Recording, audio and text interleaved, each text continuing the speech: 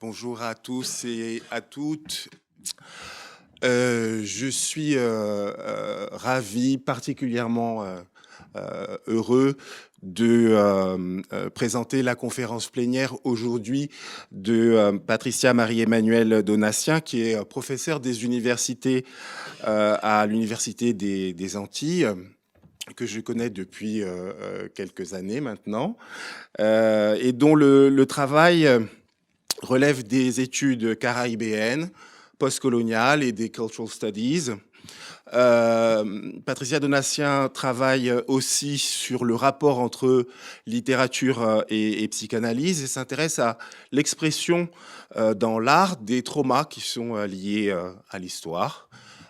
Un de ses domaines de prédilection, c'est l'écriture féminine caraïbéenne, mais aussi le thème de la spiritualité caribéenne et des conflits. Elle s'intéresse aussi à l'art caribéen et aux auteurs, notamment d'expression anglophone, comme Jamaica Kincaid, Shani Mutu, en littérature postcoloniale, V.S. Naipaul, et le peintre trinidadien Leroy Clark, qui sont donc des auteurs et des artistes auxquels elle a travaillé, elle a consacré de nombreux ouvrages et articles. Je voudrais signaler la publication en 2015 avec Rodolphe Solbiac, un ouvrage qu'elle a donc dirigé en 2015 avec Rodolphe Solbiac et qui s'intitule Contemporary Perspectives on Conflict in Caribbean Societies of the Late 20th and Early 21st Centuries. Je voudrais aussi souligner, parce que c'est une organisation savante à laquelle moi-même j'appartiens et pour laquelle je travaille. En 2008, Patricia a remporté le Frantz Fanon Prize, qui est donc décerné par la Caribbean Philosophical Association, pour l'ensemble de ses travaux et en particulier pour un ouvrage qu'elle avait publié en 2007 et qui s'intitule « L'exorcisme de la blesse, vaincre la souffrance » dans Autobiographie de ma mère de Jamaica Kincaid. Et elle avait dirigé la publication d'un ouvrage intitulé « Image de soi dans les sociétés postcoloniales ». Et ça remonte à quelques années, c'était en 2006. Et c'était un ouvrage qui était tiré d'un colloque qui avait été fabuleux, auquel j'avais participé donc en Martinique, sur le campus de l'Université des Antilles-Guyane, le campus Schœlcher. Et last but not least, Patricia Donatien est aussi une artiste peintre qui expose très régulièrement dans la Caraïbe. Et ses deux dernières expositions importantes sont Sous la mer en 2013 et en 2015-2016, Adi, Julie, Annie et moi.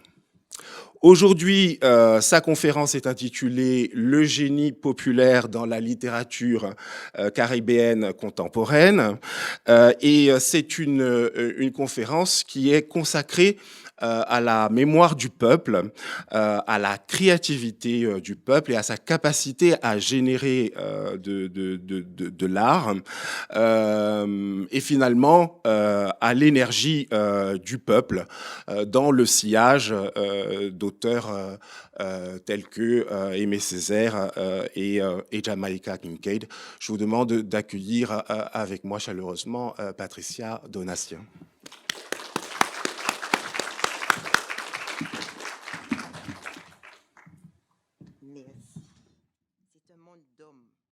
Pas fait pour les femmes qui mesurent moins d'1,60 m. Donc, je disparais derrière le pupitre. Je vais peut-être me décaler un petit peu pour qu'on me voie. Voilà. Vous me voyez? Superbe. Donc, voilà. Donc, comme le disait Jean-Paul Rocky, que j'ai moi-même beaucoup de plaisir à revoir, puisque on s'est connus en 2005 lorsqu'il avait répondu à mon appel pour ce colloque donc sur l'image de soi dans les sociétés postcoloniales Et ça, bien entendu, sa présentation avait été très remarquée.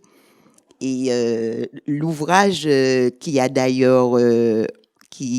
en a été tiré est toujours, j'ai beaucoup de surprises de voir que c'est un ouvrage qui a beaucoup de succès et qu'on le, qu'on le tire et retire régulièrement. Voilà. Je voudrais aussi souligner, bon, parce que je sais que je suis une très mauvaise commerciale, mais ça m'a fait très plaisir de voir que le libraire qui est en bas, à l'extérieur, à mon dernier, pas à l'extérieur, à l'intérieur et en bas, à mon dernier ouvrage dont je parle dans ma communication, L'art caribéen, le penser pour le dire, qui est sorti il y a 1 an chez l'Harmattan.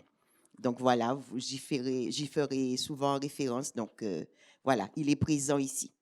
Alors, mon travail s'intitule Le génie populaire dans la littérature caribéenne. J'insiste beaucoup sur le caribéen parce qu'en tant que caribéaniste, voilà, nous affirmons avec beaucoup de force notre discipline. Et donc, les études caribéennes parlent aussi bien de la littérature que de la civilisation et de toutes les études culturelles dont nous avons débattu tout à l'heure.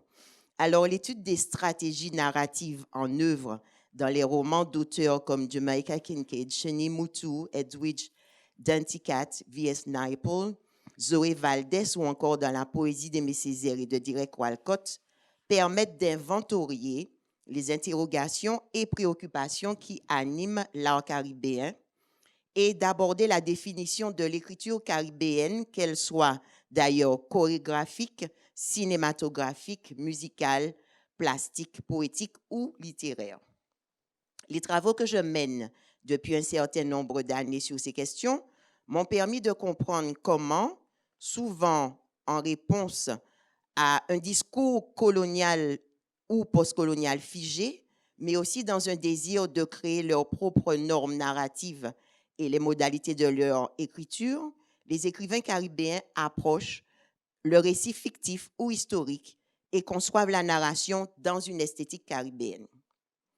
Affirmer qu'une esthétique caribéenne existe ne va pas de soi. Et je dois dire que dans la lignée de ce que nous avons discuté tout à l'heure, j'ai souvent été attaquée pour cela par des contradicteurs attachés à l'eurocentralité et à une certaine vision de ce discours. La définition de cette esthétique a émergé suite à un long travail de terrain et bien sûr après des études herméneutiques approfondies menées sur tous ces auteurs. Ainsi, les repérages effectués dans la littérature, puis petit à petit dans l'ensemble des œuvres étudiées, je parle aussi bien de musique que d'art visuel et de chorégraphie d'ailleurs, ont rendu perceptibles des caractéristiques majeures de l'art caribéen qui paraissent revenir systématiquement dans toutes les formes d'expression. Ainsi, les univers picturaux d'artistes comme Leroy Clark, alors c'est un peintre trinidadien, Margaret Schoen, elle est aussi trinidadienne, Petrona Morrison, David Boxer ou encore Jean-Michel Basquiat, qui est plus connu, font écho à ceux d'écrivains comme Kincaid, Moutou, Naipaul, Valdés, Marlon James ou Edwidge Danticat et Kay Miller, dont je vais parler aujourd'hui, ou encore au monde de chorégraphes comme Christiane Emmanuel, qui est une chorégraphe martiniquaise, Hérol Josué, qui est haïtien, Carole Lachapelle, Fred Lasserre et George Abril Santander. De ce travail de fond se sont dégagés des processus communs de création et d'écriture que j'ai donc repérés. Le repérage d'un variant remarquable et spécifiquement caribéen a été une étape essentielle pour, dans un premier temps, définir un socle et des processus communs à tous ces artistes caribéens. La réflexion sur les convergences possibles entre littérature, art visuel, chorégraphie, musique et cinéma a débouché au premier abord sur la détermination de lieux communs. Je me suis basée sur ça, sur la définition de Berger, qui relève de plusieurs aspects: thème, processus, modalités de création et stratégie d'écriture. Les confluences thématiques dans les arts caribéens sont aisément remarquables.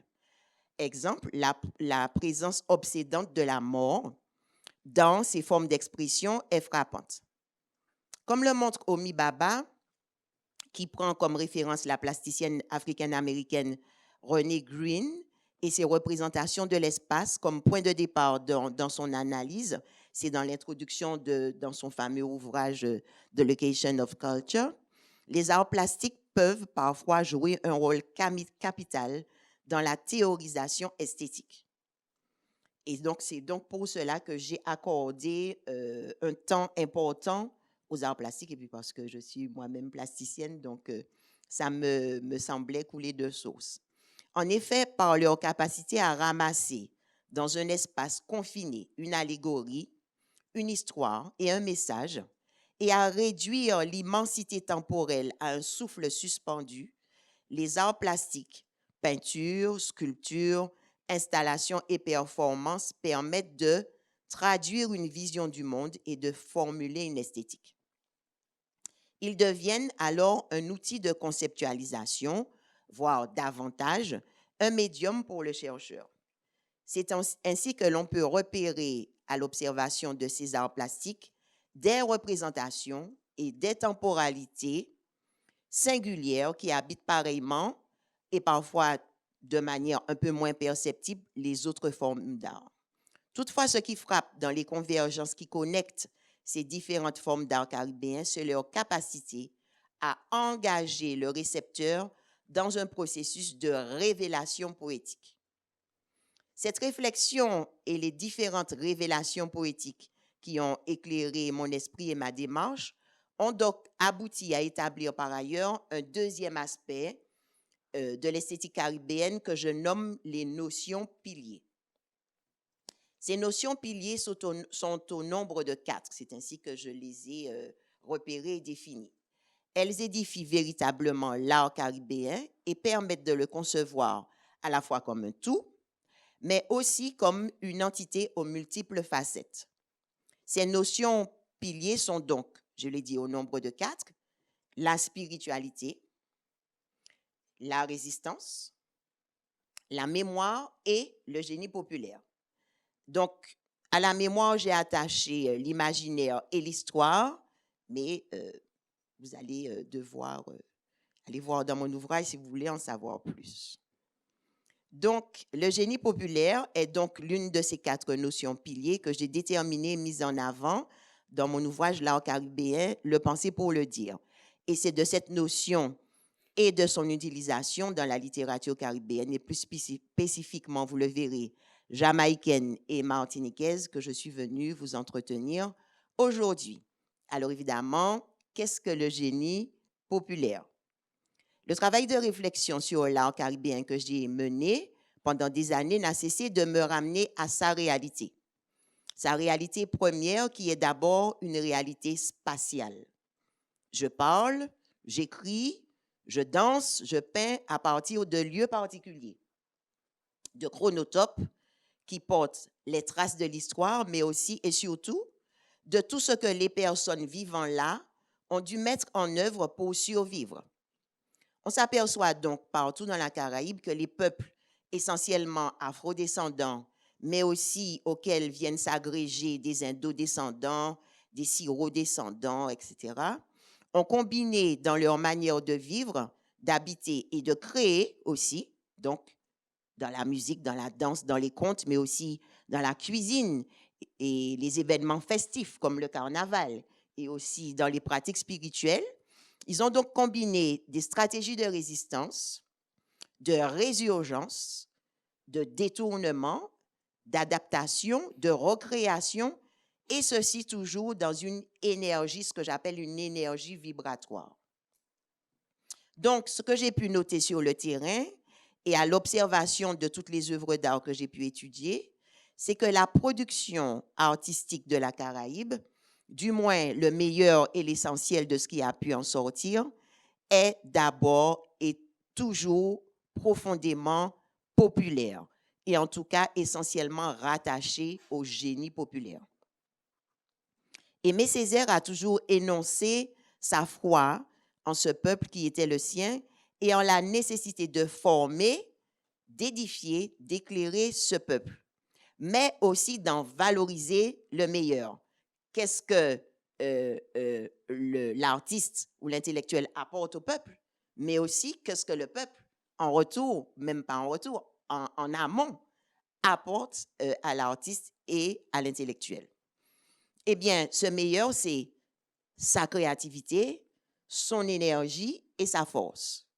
S'il est un lieu qui permet de comprendre cette notion de génie populaire, c'est bien le quartier de Fort-de-France qui se nomme Terre-Saint-Ville. Alors, la création semble avoir jeté là comme son dévolu. Il est comme une pâte à modeler et à créer, il donne comme une jouissance à être au monde et à donner au monde, et dans laquelle une incroyable quantité d'artistes s'est immergée.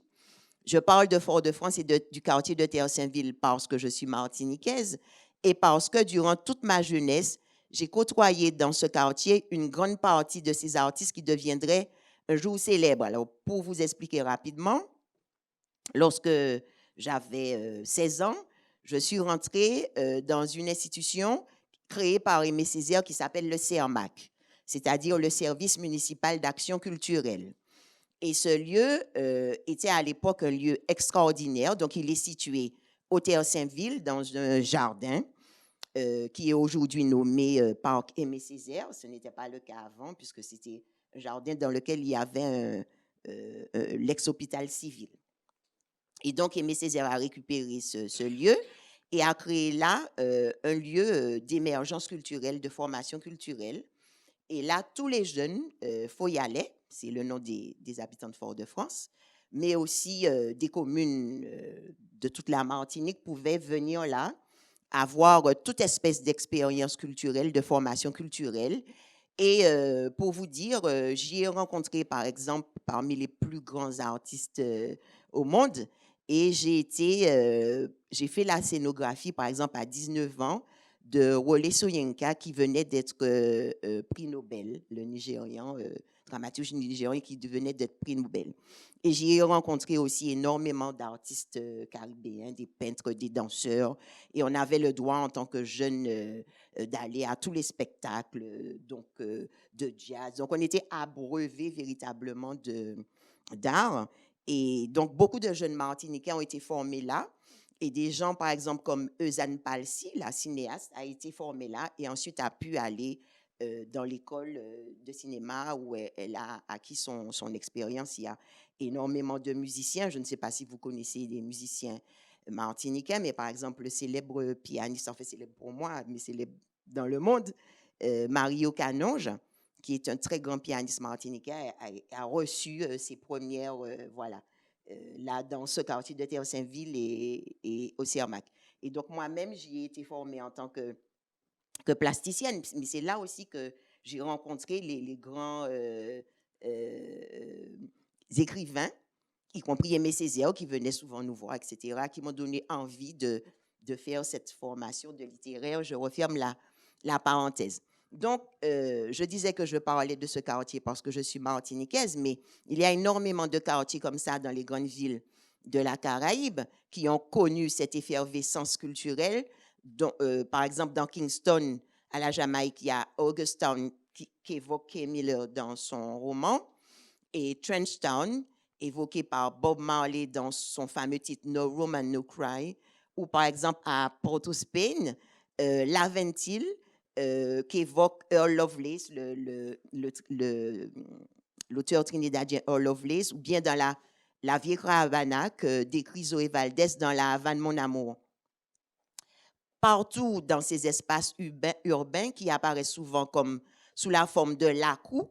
Alors, lakou, c'est un mot créole traduit en anglais par courtyard, c'est-à-dire c'est un espace qui est très fréquent dans la Caraïbe, qui est donc constitué d'une série de petites maisons, de cases et d'espaces de rencontres en cercle, comme dans les villages de nombreux peuples africains dont descendent les Caribéens, les Fon, les Congos, les Yoruba, les Baoulés, les Ashanti, pour ne citer que ceux-là, organisent leur village sous forme de lakou, c'est-à-dire donc dans cet espace circulaire.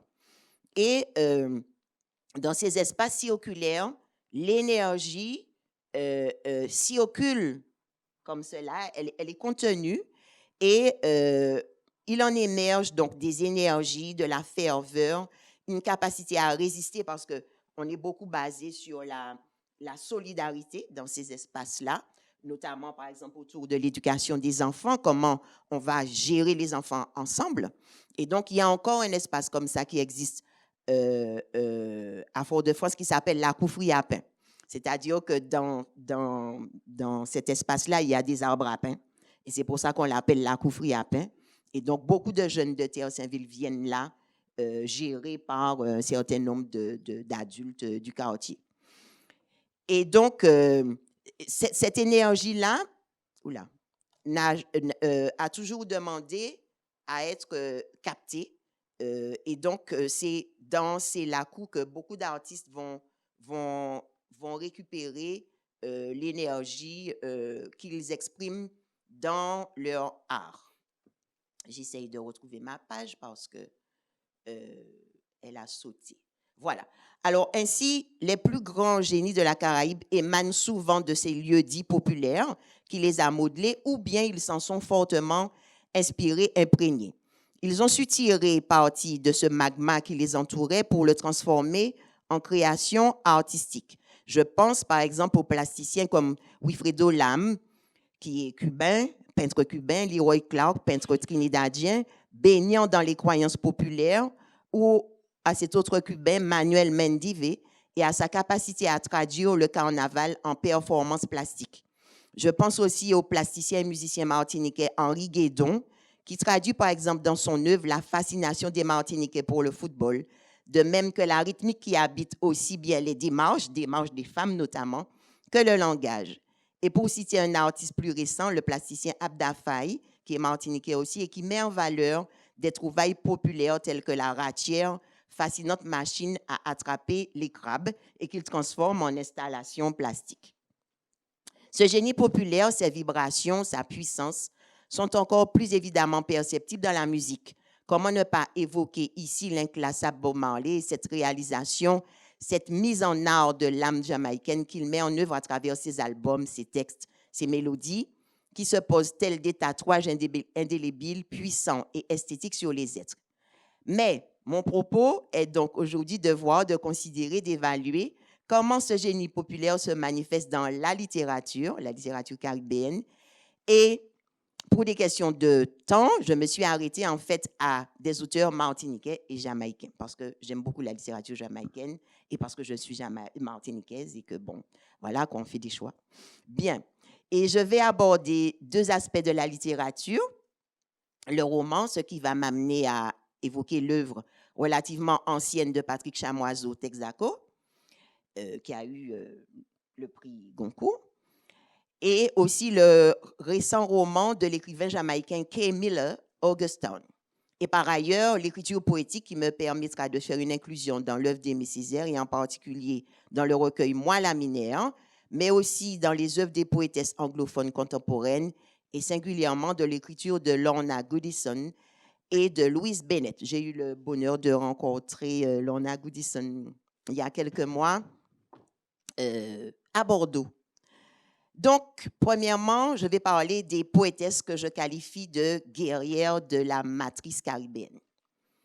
Les poétesses caribéennes anglophones, mais également créolophones, dans leur grande majorité, sont les plus célèbres, les plus célèbres sont connues dans le monde entier, Valérie Bloom, Opal Palmer, Odessa et évidemment Louise Bennett et Lorna Goodison, dont je vais parler ici, proposent un large éventail de poèmes qui, à mon sens, correspondent à l'esthétique caribéenne que je théorise. Par ailleurs, leur écriture repose également sur les 4 notions piliers que j'ai citées tout à l'heure et en particulier sur le génie populaire. C'est en effet dans la langue créole, appelée par Edward Kamau Brathwaite The Nation Language, et à mon sens, je crois qu'il faut entendre le mot nation, nation, non pas dans le sens politique et civique que nous lui accordons généralement, mais dans l'acception haïtienne du terme, c'est la nation étant le peuple africain déporté. Et c'est donc dans cette nation language qu'elles puisent leur énergie discursive, mais aussi la dynamique de leurs poèmes. Louise Bennett et Lorna Goodison, toutes deux jamaïcaines, toujours à l'écoute de la poétique ravageuse et de la richesse syntaxique de leur peuple, ont mis en exergue des personnages tout droits sortis des campagnes jamaïcaines et des faubourgs de Kingston. L'enracinement de leurs œuvres dans les fondements socioculturels de la Jamaïque les a propulsés au rang de poétesses unilatéralement reconnues comme porteuses de la voix et de l'identité caribéenne. Louise Bennett, en particulier, a accordé une place prépondérante aux diseurs de mots et à celles qu'elle appelle les manipulatrices de la parole. D'ailleurs, Denise de Kern-Narin, dans son étude de la poésie caribéenne contemporaine, définit ce que sont les manipulatrices de la parole et elle souligne l'utilisation quasi exclusive du créole que fait Louise Bennett, ce qui la distingue encore davantage et qui la rattache au peuple jamaïcain. Denise de Kern-Narin, qui a mené une étude sur la poésie contemporaine de la Caraïbe, raconte comment Louise Bennett fut inspirée et écrivit un poème intitulé On a Tram, après avoir entendu, alors qu'elle montait dans le tramway de Kingston, des femmes qui étaient assises là faire des commentaires à son sujet. Alors là, je veux vous expliquer ce qu'est le Milan caribéen, martiniquais. Il faut bien comprendre qu'il y a là toute une expression discursive très populaire, mais le Milan est associé à un état d'esprit et à une gestuelle. Alors généralement, quand vous prenez un Milan, ce que l'on fait toujours, moi je prends des Milans avec les copines et les copains, vous avez une posture. Alors généralement, vous êtes ce que les anglophones appellent akimbo, c'est-à-dire que vous posez la main sur les reins et vous avez un petit geste, vous savez, un petit tour plus le Milan est chaud, plus la rotation du buste s'accentue. Alors, donc, ma chère, tu te rends compte de ce que la fille a fait. Et donc, on retrouve véritablement ça chez les poétesses jamaïcaines, et d'ailleurs, il y en a aussi en Martinique et en Guadeloupe. Et donc, dans leur poésie, on retrouve dans les descriptions, dans l'utilisation de la langue créole, mais aussi quand elles performent, parce que la plupart de ces femmes-là performent, c'est-à-dire qu'elles vont sur scène et elles mettent véritablement en scène leur poème. Donc, il y a cette dimension aussi gestuelle, cette récupération du génie populaire. Donc mais les hommes aussi prennent des Milans, il n'y a pas que les femmes. Hein. Donc, chez les hommes, c'est plutôt, la gestuelle est plutôt d'avant en arrière, alors que chez les femmes, il y a une rotation. Mais il y a toujours une présence. Tout le monde va dire non, moi je ne fais pas ça. Mais quand vous êtes un bourgeois martiniquais bien éduqué, vous ne prenez pas de Milan. Sauf que quand on s'oublie, donc effectivement, on prend des Milans et chez beaucoup d'acteurs, de dramaturges, etc., il y a une récupération de cette gestuelle et de cette manière de dire. Alors, Bennett fera une utilisation fréquente des narratrices, de narratrices modelées à l'image de ces femmes, donc identiques à celles du tramway, de sorte que, paradoxalement, la vision que ces femmes avaient eue d'elles, donc une jeune femme bien mise de la classe moyenne et qui aurait pu l'éloigner de la dialectique de ces femmes, lui avait permis de leur accorder le statut de puissante manipulatrice de la parole. Bennett a toujours repoussé l'idée de nager dans les eaux troubles de l'imitation stérile, dénoncée avec sévérité par V.S. Naipaul. Ainsi, l'authenticité et l'originalité prévalent dans ses créations. Cependant, contrairement au Trinidadien Naipaul, qui a crucifié les Trinidadiens dans ses romans et ses essais, loin de mépriser la parole populaire et la créativité du peuple jamaïcain, elle en a fait le fondement même de sa création. Miss Lou, comme l'appellent affectueusement ses compatriotes, ne donne pas seulement vie aux entités abstraites que sont l'histoire, la culture, la tradition, elle offre également une voix VOIX et une voix VOIE à son peuple. Ceux qui parlent dans ses poèmes sont de simples gens, des femmes ordinaires, ni belles ni laides, ni victimes ni combattantes, étrangères à tout stéréotype, des hommes du commun, ni héros ni lâches. Par cette parole offerte au peuple, Louise Bennett inscrit ainsi son écriture dans la dynamique très contemporaine de la revendication du génie populaire et donc d'une centralité de la parole, des structures verbales, de l'énergie énonciatrice du peuple. Elle fait une utilisation débridée de l'humour, de la parodie et fait la part belle au sens inné de la comédie et de l'ironie qui habite la parole vernaculaire. Elle sait aussi traduire la profondeur de la douleur, toujours contrebalancée par la spiritualité et la philosophie de la vie dont les gens font généralement preuve dans la Caraïbe, exprimant ainsi le sens de la fatalité si profondément ancré dans l'inconscient collectif caribéen. C'est cette traduction de l'urgence de vivre, cette philosophie un peu amère et cette fabuleuse énergie que l'on retrouve également dans l'écriture de l'écrivain martiniquais Patrick Chamoiseau. Comme Bennett, il fait l'usage de l'irrévérence du créole, qui vient percuter la langue française et qui métamorphose à la fois la langue elle-même, mais aussi les normes de l'écriture romanesque.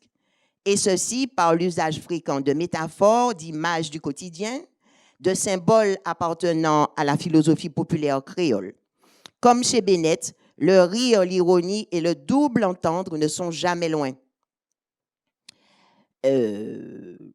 Ok, je me suis perdue, voilà. Mais aussi le mystère de la parole mystique, de la parole de nuit.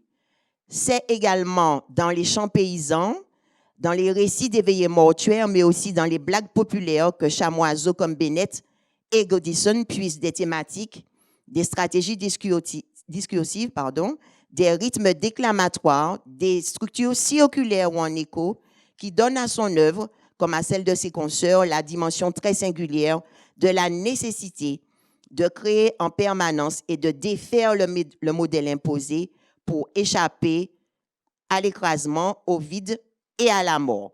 Et c'est ce que j'appelle la recréation dévastatrice.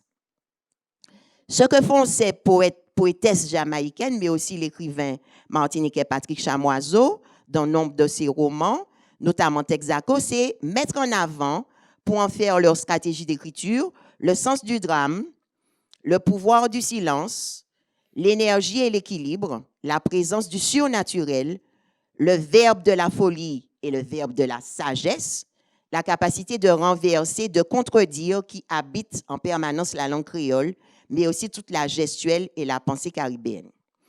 Et j'en viens à parler d'Aimé Césaire et du génie du marronnage.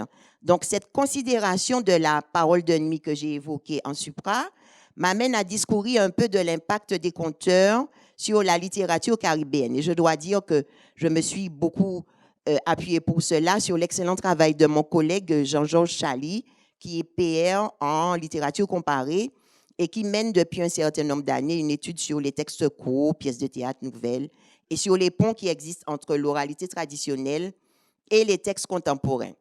Donc, Jean-Georges Chali étudie le conte comme étant une matrice génératrice à la fois du roman et du théâtre contemporain caribéen, notamment francophone.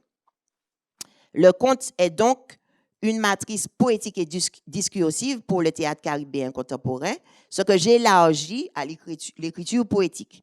En effet, l'importance et la beauté de la langue sont patentes dans le jeu du conteur, qui déploie ce que Jean-Georges Chali appelle une langue instrument, comme un instrument de musique, qui va venir structurer les œuvres d'un certain nombre d'écrivains caribéens, et en particulier Aimé Césaire. En effet, au-delà de la communication usuelle, cette langue instrument engendre, par la modularité du son, et notamment de cette sonorité de la langue créole, et par la mise en scène vocale en appel et réponse, ce que les anglophones appellent call and response, une intimité avec le public et un corps à corps avec les êtres humains, mais aussi avec les esprits. Alors, il faut vous expliquer rapidement que le conteur intervient essentiellement dans les veillées mortuaires. Il va évoquer l'esprit du défunt et il va maintenir en haleine aussi les personnes présentes. Par ailleurs, la langue instrument implique l'éloquence, un art de séduire qu'utilise sans arrêt le conteur. En effet, celui-ci doit tenir éveillé et en haleine l'audience. On ne va pas dire le public parce qu'il ne s'agit pas d'un public. Tout le monde participe. On est en cercle et tout le monde participe. Mais il doit aussi la fasciner, cette audience, par cette tournure de phrases, par un vocabulaire mystérieux et par sa capacité à interpeller l'autre par sa performance. Ce concept de performance associé au conte est une des approches significatives et enthousiasmantes que nous propose Jean-Georges Chali et que j'associe ici à l'écriture poétique de Césaire. En effet, beaucoup ont reproché à Aimé Césaire un certain hermétisme, sans comprendre ni voir qu'il était dans la même expression performative que le conteur et dans le même art de séduire. Il faut séduire l'auditoire. Tous ceux qui ont entendu les pièces et la poésie d'Aimé Césaire ressentent cette même fascination éprouvée devant la parole de nuit du conteur. Une parole qui s'enroule autour de l'âme, qui rassure, mais qui inquiète aussi. Une parole évocatrice, non pas seulement en ce sens qu'elle évoque des images et qu'elle déclenche l'imaginaire, mais surtout en ce sens qu'elle évoque un au-delà et qu'elle invoque des esprits. La poésie de Césaire est donc rituelle. Elle pose comme la parole des conteurs, mais aussi comme la parole des fous, des preneurs de parole qui interpellent les gens dans la rue. Elle pose une vérité nue. Abreuvée des métaphores et de toute la réalité créole qui vivent dans le quotidien et les réminiscences du Martiniquais, la création d'Aimé Césaire tonne. Elle use de la répétition, elle frappe avec des mots puissants, elle halète, elle s'arrête dans la même rythmique que tous ces diseurs descendants de griots. En un mot, elle habite le génie populaire. Et je vais vous faire une petite lecture très rapide et très courte. Mon Dieu, où j'ai mis cet ouvrage, le voilà. Un extrait donc de Moi la Mineure. C'est un poème que j'aime énormément, que je crois que beaucoup de Martiniquais aiment énormément, et qui, c'est vrai, relève de beaucoup d'émotions pour nous parce que c'est le poème qui est gravé sur sa tombe à Fort-de-France. Et donc, vous verrez comment il y a cet art de la répétition, de faire tonner les mots que je viens de dire ici. J'habite une blessure sacrée. J'habite des ancêtres imaginaires. J'habite un vouloir obscur. J'habite un long silence. J'habite une soif irrémédiable. J'habite un voyage de 1000 ans. J'habite une guerre de 300 ans. J'habite un culte désaffecté. Entre bulbes et cailleux, j'habite l'espace inexploité. J'habite du basalte et non une coulée, mais de la lave, le mascaret qui remonte la valeuse à toute allure et brûle toutes les mosquées. Je m'accommode de mon mieux de cet avatar d'une version du paradis absurdement ratée. C'est bien pire qu'un enfer. J'habite de temps en temps une de mes plaies. Chaque minute, je change d'appartement et toute paix m'effraie. Tourbillon de feu assidie comme nul autre peau, poussière de monde égaré, ayant craché volcan mes entrailles d'eau vive, je reste avec mes pains de mots et mes minerais secrets. Je n'irai pas plus loin, mais ça, c'est sur plusieurs pages et ce poème est excessivement beau. Alors, Césaire, comme le conteur, façonne un discours poétique, mais aussi esthétique et philosophique, qu'il présente comme un processus de communication et de communion avec l'auditoire. Il confère à ses créations une dimension symbolique, mythologique et spirituelle, celle-là même qu'utilise le conteur, montrant par exemple que le conteur agit à l'intérieur d'un cercle, la cour, miroir tendu au corps social. L'écriture césarienne est donc oratoire. Et en cela, je cite Jean-Georges Chali, l'art oratoire est un art. Il convoque de façon intrinsèque une convention orale, l'art de bien parler et de pourfendre son adversaire. Et là, c'est le Césaire politique qui se montre. La cour est un lieu de guerre foudroyant et de mort subite. L'inventivité, le surpassement de soi sont les clés essentielles de cette poétique. La langue est une langue de la fascination. Fin de la citation. Le conte créole est par ailleurs défini par Jean-Georges Chali comme l'expression et lieu d'expression du marronnage. En effet, une des premières expressions du génie populaire, c'est d'avoir pu se réinventer hors du système plantationnaire. réinventer un mode de vie en résistance, une économie, une culture et une esthétique autre. De même, par son utilisation d'une langue hors convention créatrice, d'un verbe hors la loi qui subvertit le bien-entendre et qui s'ancre dans le génie populaire en réfutant toute gangue coloniale et eurocentrée, Césaire se fait aussi un marronneur. Il marronne la langue française, la subvertit, la métamorphose en y implantant la réalité, la voix et la vibration de son peuple. Je vais en venir à parler de Kay Miller, qui est un jeune écrivain jamaïcain, et du rythme du dancehall dans la narration jamaïcaine. Cet usage de la subversion, mais aussi de la résistance et du plein exercice de la liberté est sans doute ce qui frappe le plus dans l'œuvre du jeune écrivain jamaïcain Kay Miller. Dans son roman Augustown, dont la traduction française porte de manière très significative le titre de By the Rivers of Babylon, du nom d'un titre rendu célèbre par Jimmy Cliff and the Melodians en 69, puis par le groupe Boney M en 78.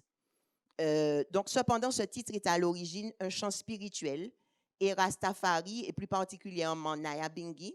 Alors, les Nyabinghi sont, comment dirais-je, le Nyabinghi est une expression d'une branche du Rastafarisme qui est beaucoup plus radicale et où les gens, si vous voulez, s'habillent de manière très particulière. Ils ont un régime alimentaire, des règles de vie très sévères. Et donc, leur musique, c'est le Nyabinghi.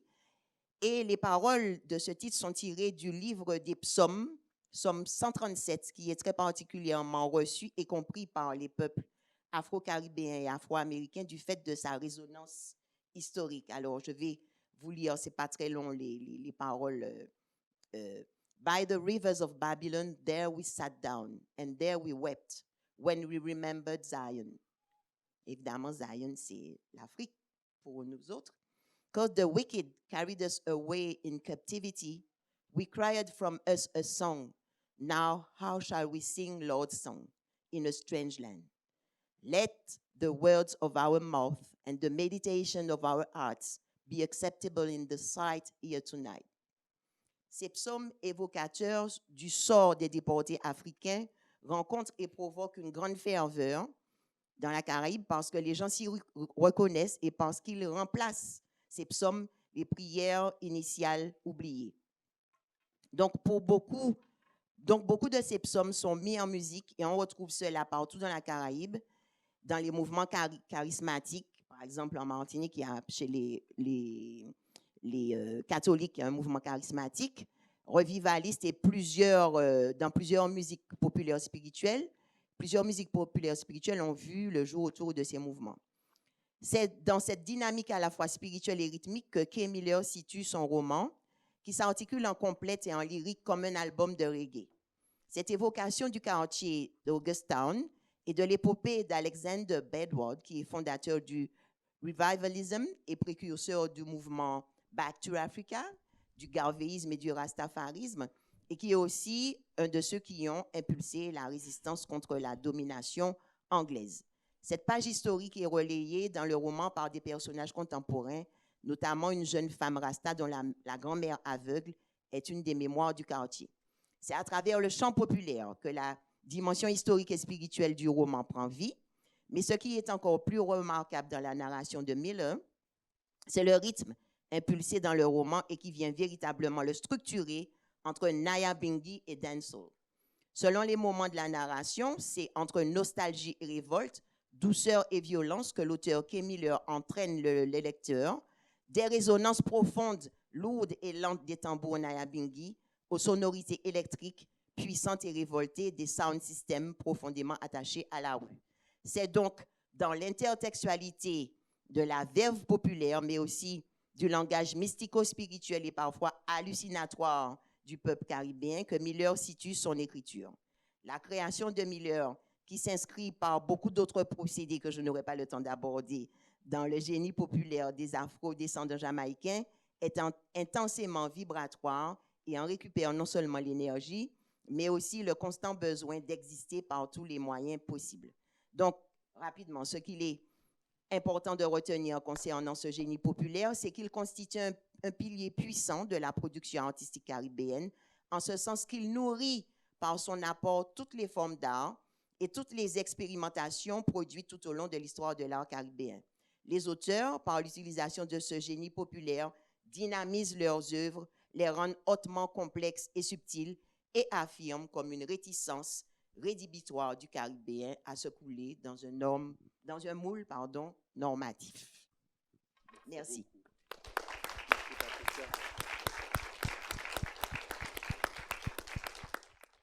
Ok.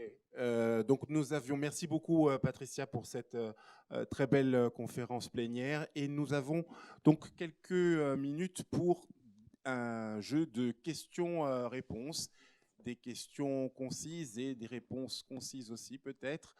Comme ça on pourra faire un petit panorama dans la salle. Est-ce qu'il y a des questions ? Alors peut-être j'en aurais une. Si... Ah, Paul-Henri, tu as une question. Non, c'est juste une ouverture.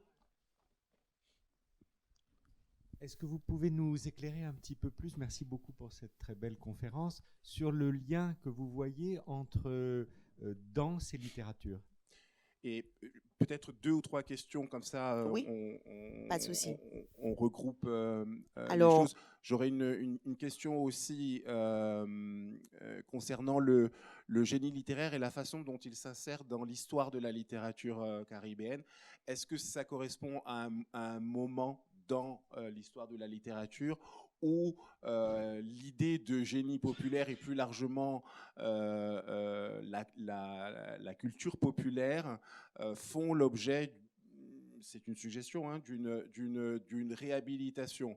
Je pose la question parce que dans le cadre peut-être plus large des littératures postcoloniales ou des littératures par des cultures, au sein de cultures qui ont été dominées, le moment de la rupture est souvent suivi d'une phase de réhabilitation, oui. Parfois ce que certains critiques peuvent identifier comme relevant de l'imitation, et ensuite la volonté d'un dépassement. Comment ça s'insère dans un mouvement plus large ? C'était le sens de ma question. Alors d'abord la question de la danse. Alors il faut dire que je suis aussi danseuse. Je fais un petit peu trop de choses, mais bon, je fais des choses. Donc c'est vrai que lorsque j'ai mené le travail sur le terrain, ce qui m'intéressait, c'est précisément de voir s'il y avait véritablement des liens. Et lorsque j'ai interrogé mes amis, pas tellement les danseurs, mais plutôt généralement les chorégraphes sont aussi danseurs, sur leur création, je me suis rendu compte qu'il y avait véritablement des liens. Et donc, les 4 piliers que j'ai trouvés, donc la question de la résistance. C'est-à-dire que, par exemple, Christiane Emmanuel, qui est chorégraphe donc martiniquaise, a créé une pièce qui s'appelait La Jungle. Et elle s'est basée pour cela sur le tableau de Wilfrid Olam du même nom, et aussi sur l'œuvre d'Aimé Césaire. OK ? Et donc, il y a une tendance notamment ces créateurs contemporains à embrasser, à aller chercher justement chez ceux qui les ont précédés ou leurs compatriotes, ce qu'il y a à la fois chez le peuple, mais aussi chez cette manière de penser la réalité du quotidien, ou de penser le rapport avec le passé ou une projection dans le futur, où on va retrouver effectivement cette idée de résistance. C'est-à-dire qu'on ne peut pas se conformer à, comment dirais-je, cette espèce de gang, comme dit Aimé Césaire, qui ordonne de faire les choses d'une certaine manière, qu'on veut en sortir, par exemple, dans l'art contemporain, dans la danse, hein, c'est extrêmement lourd à porter pour les Caribéens, parce qu'ils ont une approche. Par exemple, je pense à comment il s'appelle, Hérol, l'haïtien, là. Il va introduire la danse vaudou dans son approche de la danse contemporaine. Donc, il refuse que sa vision soit mise de côté. Hérole Josué, pardon. Il refuse que sa vision soit mise de côté. Donc, ou encore, elle a une autre pièce qui parle de la consommation à l'extrême, puisque nous avons eu les grandes grèves de 2009 en Martinique qui ont dénoncé le surcoût de l'alimentation, etc., puisque les prix sont 3 fois plus importants en Martinique qu'en France, il faut le dire, au passage. Et que donc, elle a fait un travail sur ça. Donc, cette manière de se lier à la revendication populaire, parce qu'il y a quand même eu une grève pendant 45 jours, où les gens étaient dans la rue tous les jours à dénoncer cette énormité. Et donc, beaucoup d'artistes se sont inspirés de ça, aussi bien des écrivains. Je pense par exemple à Alfred Alexandre, qui est un écrivain contemporain martiniquais, qui a beaucoup travaillé sur ça, et aussi à des plasticiens. Donc, le lien, il est fort par les thématiques et puis par cette volonté de résistance, par cette manière de venir puiser dans le génie populaire, dans cette inspiration populaire. Voilà, c'est là que ça se situe. Pour répondre à ta question, Jean-Paul, c'est vrai qu'il y a eu une période, mais qui n'est pas, comment dirais-je, cloisonnée, parce que pendant cette période-là, je ne vais pas dire coloniale, puisque pour nous autres Martiniquais et Guadeloupéens, on est toujours dans la période coloniale. On est dans le post-colonial de manière symbolique et conceptuelle, mais dans la réalité, on est encore dans une période coloniale. Et donc, il y a eu des auteurs qui ont été dans ce que Naipaul appelle l'imitation stérile, d'accord? Mais d'autres, comme Aimé Césaire, avaient déjà dépassé ça. Donc, c'est vrai que depuis l'émergence notamment des post-colonial studies, il y a, comment dirais-je, une volonté de mettre en avant un certain nombre d'éléments comme cette culture populaire. Et donc, j'ai travaillé là-dessus, mais il y a d'autres chercheurs caribéens qui ont travaillé par des entrées différentes et avec des conceptualisations différentes qui valorisent, par exemple, la musique. Parce que souvent, on a considéré, par exemple, que toutes les musiques tambourinaires étaient ce qu'on appelle en créole bagaille vieux nègre, c'est-à-dire qui est considéré comme appartenant aux nègres et donc non valorisé par l'Occident et donc non valorisable. Et aujourd'hui, il y a une autre dynamique où on est dans les questions de la réparation, parce qu'il y a une équipe très importante menée par le professeur Hilary Beckles, qui est de UWI, qui est bambadien, et qui mène un travail très important sur la réparation, non pas en termes financiers, mais comment on va venir revaloriser un certain nombre d'aspects qui avaient été mis de côté parce que venant de notre afro-descendance ou indo-descendance. Donc, c'est vrai que ça m'a permis personnellement de me situer dans cette dynamique-là et de mettre en avant ce qui, chez les auteurs qui étaient considérés comme orientés vers l'Europe, parce qu'on a longtemps dit qu'Aimé Césaire était très orienté vers l'Europe parce qu'il utilisait une langue extrêmement sophistiquée, etc., de montrer que finalement son œuvre est profondément créole et profondément insérée, enracinée dans la culture populaire. Est-ce qu'il y a d'autres questions?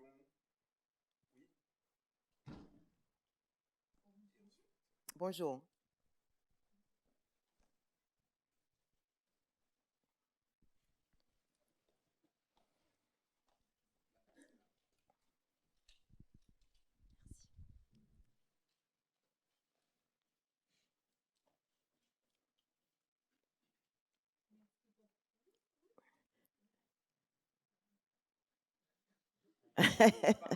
Voilà, allons-y. Bonjour. Ah, Merci beaucoup pour votre parole. merci. Je m'appelle Fernanda, je suis étudiante de doctorat interdisciplinaire en sciences humaines de l'Université fédérale de Santa Catarina, Brésil. J'habite une petite ville qui s'appelle Chapecó. Ah, Chapecó. Chapecó. C'est du créole. Oui, oui. Et ces petites villes, c'est en sud du Brésil, une grande route migratoire Oui. qui accueille des familles haïtiennes. Et pour ça que j'ai connais les histoires de vie de femmes migrantes haïtiennes qui me mobilisaient. Mhm. Parce que quand ces femmes émigré pour le Brésil, j'ai regardé qu'elles sont apartées de sa famille, de ses filles, par exemple. Et j'ai proposé une étude pour récupérer les récits des migrantes haïtiennes pour retrouver une vie familière avec les enfants, qui la majorité de la situation, j'habite au Haïti. Est-ce que vous pouvez poser votre question? Oui. De temps, malheureusement. Oui. Merci. Et pour inspirer ces écritures de ces récits, je suis fait une petite recherche de littérature faite pour écriture noire. Et je voudrais demander à vous des suggestions des écritures caribéennes, haïtiennes, surtout, pour que j'ai regardé dans mes études dans le cas la hypervulnérabilité de ces migrants, mais au même temps la résistance, la force et point très pareil dans votre D'accord. parole. OK. Alors, le premier nom qui me vient à la tête, c'est Edwige d'Anticat. Mais on pourra se voir après si vous voulez que je vous donne d'autres noms. Mais Edwige d'Anticat, c'est un excellent exemple. D'accord. Merci. Il y a une deuxième question et puis malheureusement ensuite on devra mettre un terme à la session. Allez-y. Merci beaucoup. Moi, j'ai une question courte. Vous avez utilisé dans le titre de votre conférence le singulier, la littérature caribéenne, et en vous entendant parler de la multiplicité, de la polysémie, des mots, des gestes, je me demandais s'il était envisageable de parler des littératures caribéennes, ou comment vous justifiez ce choix. Et merci aussi pour votre conférence presque performance. Oui. Alors, c'est vrai que c'est un choix personnel, de même que les caribéanistes parlent de la Caraïbe, alors que souvent en Europe, on dit les Caraïbes, ce qui nous vexe beaucoup. Parce que nous concevons la Caraïbe comme une entité, comme on dit l'Europe, comme on dit, voilà quoi. Donc pour nous, ça n'a pas de sens de dire les Caraïbes. Alors c'est vrai qu'il y a des débats entre collègues sur est-ce qu'on va dire les littératures caribéennes ou est-ce qu'on va dire la littérature caribéenne. Pour ma part, je fais ce choix du singulier parce que précisément je viens démontrer dans mon ouvrage l'art caribéen, de même que je dis l'art caribéen, qu'il existe des lieux communs et véritablement toute une série de concepts qui rassemblent. Donc, évidemment, il y a des différences qui sont patentes, il y a des divergences, je ne sais pas. Alors, par exemple, en ce moment, je suis commissaire d'une exposition à Fort-de-France qui s'appelle Cargo, comme le bateau. Moun nou, pays nous. Donc, ça veut dire nos gens, nos peuples. D'accord? Et qui réunit des artistes martiniquais et haïtiens. Alors, c'est un concept que nous avons lancé avec la ville de Chelcher où j'habite. Et donc, ce cargo va emmener à chaque fois les Martiniquais à la rencontre de différents peuples caribéen. Donc, on envisage de faire tourner le cargo un peu partout. Et ce qui me frappe à chaque fois, c'est que évidemment, il y a des différences avec la dictature, par exemple, avec les misères engendrées par la récurrence des cyclones, etc. Il y a une différence entre les thématiques développées par les Haïtiens, par exemple, par les artistes que j'expose là, montrent beaucoup le tremblement de terre de 2011. Mais, malgré ces différences, il y a aussi une communauté de pensée.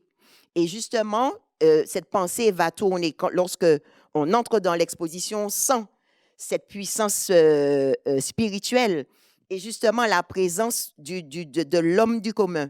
C'est-à-dire comment l'artiste perçoit ce verbe, cette présence physique de l'homme du commun, mais comment aussi cet homme du commun pénètre véritablement l'art. Et c'est pour ça que j'ai choisi, de manière militante, on va dire, presque de parler de cela au singulier. Mais il est clair qu'il existe des différences visibles entre les Cubains, les Martiniquais, les Saint-Luciens, etc., qui sont dues aussi bien à l'histoire, mais aussi à la provenance des colons. Et puis voilà, voilà. Très bien. Merci beaucoup, Patricia.